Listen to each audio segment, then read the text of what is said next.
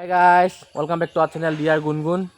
Guys, আমি পবিত্ৰ সন্মান উপলক্ষে প্ৰতি বছৰে লাষ্টটো সোমবাৰ আমি মন্দিৰত বলবম পাতি আহিছো আৰু এইবাৰো পাতিম। যাম আমি মন্দিৰত অলপমান ডেকৰেশ্যন কৰিম আৰু বেলুন আলাম বা কিবা কিবি কৰিম। আমি যাম তাৰ উপলক্ষে বজাৰ কৰিব। সো গাইজ ভিডিঅ'টো চাই থাকিব, স্কিপ নকৰিব।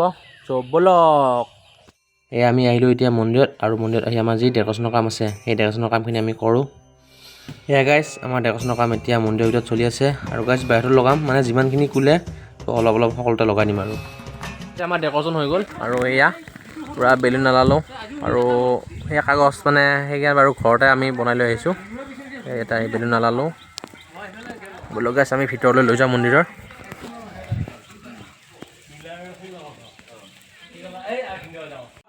এয়া গাইজ আমাৰ মন্দিৰৰ ভিতৰে বাহিৰে সকলোতে ডেকৰেশ্যনৰ কাম বৰ্তমান শেষ হ'ল আৰু বাকীকেইটা বহি আছে বজাৰ কৰিব যাম এতিয়া। বজাৰৰ পৰা কি আনিব লাগিব কি আনিব নালাগে সেইবোৰ চব কৰি আছে। গাইজ আমি এতিয়া চকত বজাৰ কৰিবা মন্দিৰৰ যি বস্তু লাগে আৰু চাকি বন্তিটো চব বজাৰ কৰিম একেবাৰে ইয়াৰ পৰা। আৰু আজি যিহেতু দেওবাৰ সেইকাৰণে প্ৰায় দোকান বন্ধ হৈ আছে আজি। ইয়াৰ পৰা লৈ লওঁ চাকি আৰু টিহুল।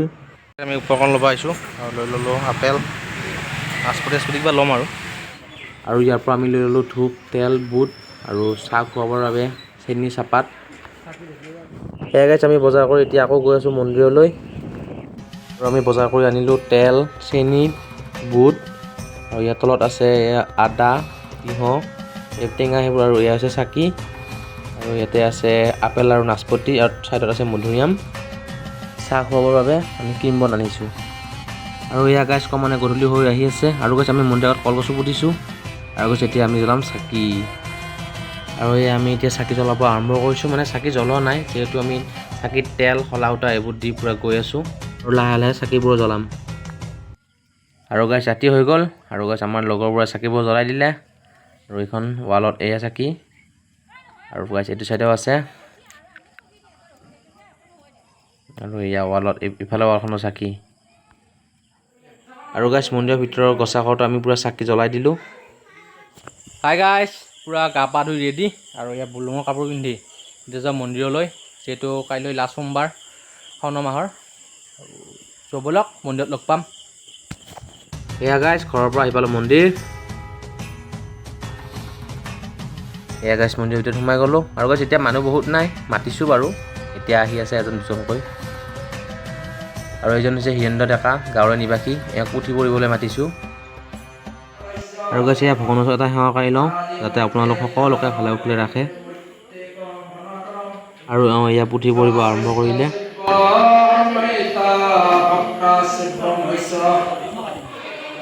আৰু গাইজ ইফালে আহিলে নাম ধৰিবলৈ আমাৰ গাঁৱৰে খুৰী আইতাসকলে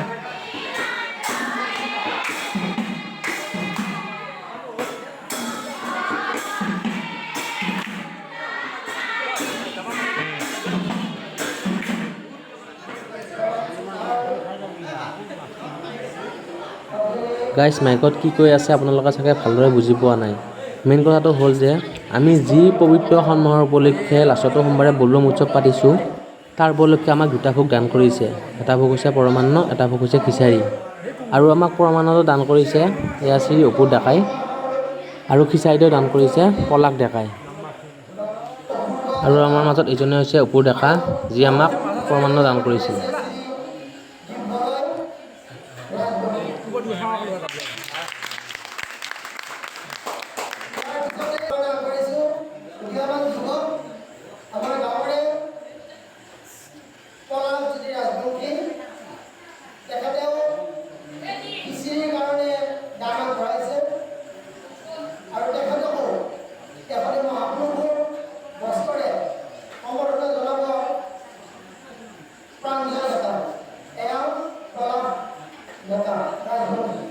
আৰু গাইজ এইজন হৈছে পলাশ ডেকা যি আমাক খিচাৰি দান কৰিছিল। তেওঁলোকক গাইজ আমাৰ ফালৰ পৰা বহুত বহুত ধন্যবাদ জনালোঁ যে আমাৰ লগত থাকি এনেদৰে আমাক সহায় কৰিছে আৰু যাতে আমাক আগলৈও এনেদৰে সহায় কৰি থাকে।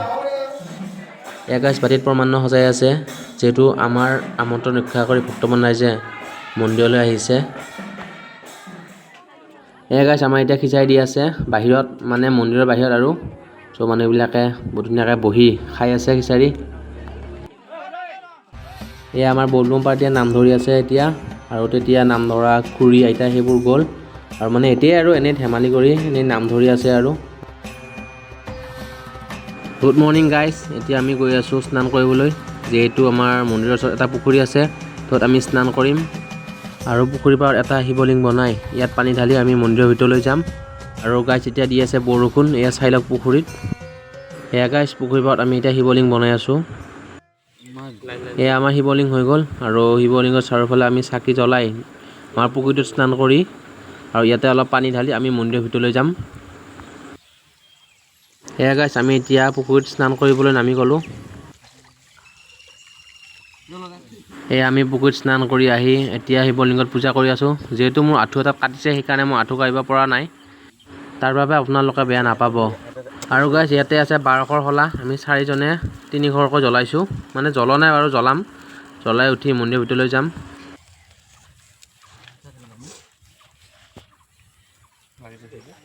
এয়া আমাৰ মন্দিৰ, এয়া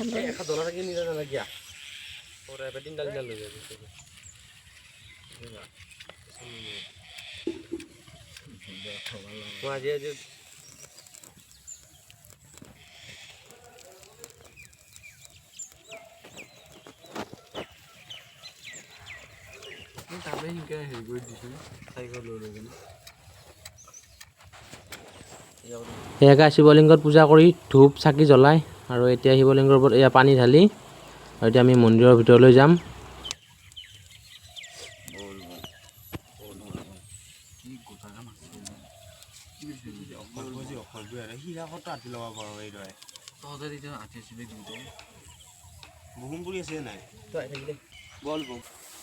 মন্দিৰৰ ভিতৰত শিৱলিংগত পানী ঢালি এতিয়া আমাৰ মন্দিৰৰ চাইডৰ ফালে এডাল বেলৰ পুলি আছে, তাত পানী ঢালিমগৈ। আৰু গাইছ এইটো হৈছে বেলৰ পুলিটো, আৰু তাত টিহুলো আছে। যিহেতু আগৰ বছৰৰ টিহুলডালো আছে আৰু নতুনকৈ কালি যোনডাল টিহুল আনিছোঁ সেইডালো আছে। আৰু আমাৰ এইটো হৈছে ধন্দা, সি আছে সহকাৰী এতিয়া। আৰু গাইছ এবাৰ আহিলোঁ ময়ো বেলৰ পুলিটোত আৰু টিহুলকেইডালত পানী ঢালিলোঁ।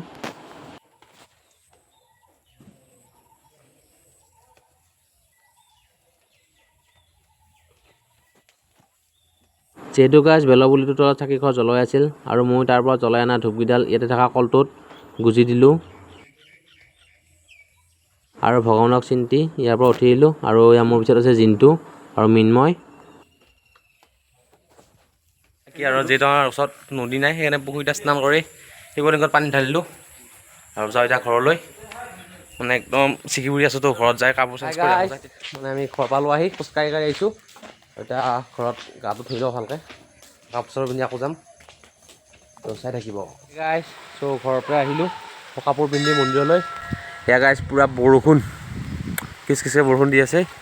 আৰু মানে আমি যিহেতু এতিয়া ঠগি ভাঙিম। এয়া গাইছ পানলদা আৰু চৰিয়া টোপোলা বান্ধি আছে। আৰু গাইছ আমাৰ এই বলুম উৎসৱটোত বহুত মানুহে আমাক দান বৰঙণি দিছে, তেওঁলোককো দিব লাগিব। গাইছ মানে ৰাতি আমি যি ভোগ দিছিল খিচাৰি, সেয়া বাচন দি আছে এতিয়া।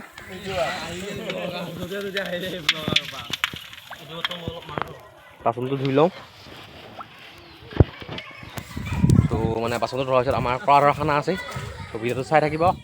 তো মন্দিৰৰ পৰা আহিলোঁ, মানে এতিয়া বাচন ধুই উঠি ভাত পানী খালোঁ, খাই ঘৰত আহিলোঁ। আকৌ এতিয়া যাম বল খেলিব। আকৌ লগ পাম অন্য এটা ভিডিঅ'ত, আজিলৈ বাই বাই।